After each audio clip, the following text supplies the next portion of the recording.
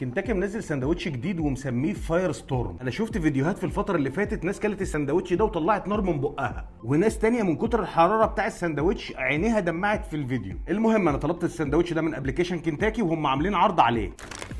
سندوتش تويستر، سندوتش الفاير ستورم، بطاطس كنتاكي، البيبسي. وسعر الوجبه اللي قدامكم دي 2 دينار 800 على الابلكيشن، وموجود برضو وجبه سندوتش والبطاطس والكولا ب 2 دينار 900. سندوتش لوحده سعره 2 دينار. انا بحب العروض.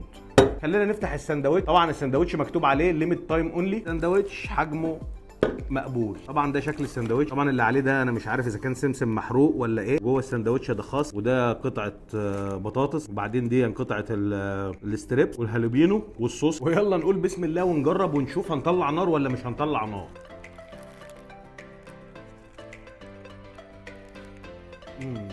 سندوتش حراق فعلا، تحس ان هو فيه فلفل اسود كتير. لا هو السندوتش حراق. الناس اللي بتحب السبايس هيعجبهم السندوتش ده. من وجهه نظري احلى حاجه محليه السندوتش ده البطاطس، بامانه مخليه طعم السندوتش حلو قوي. انا بالنسبه لي السندوتش ده احلى من سندوتش الديناميت اللي كانوا عاملينه كحجم وكطعم كمان.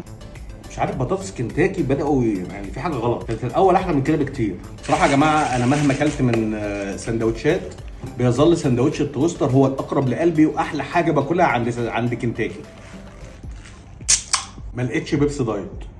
وبس كده، وما تنسوش اللايك الجميل، واحلى مسا عليكم.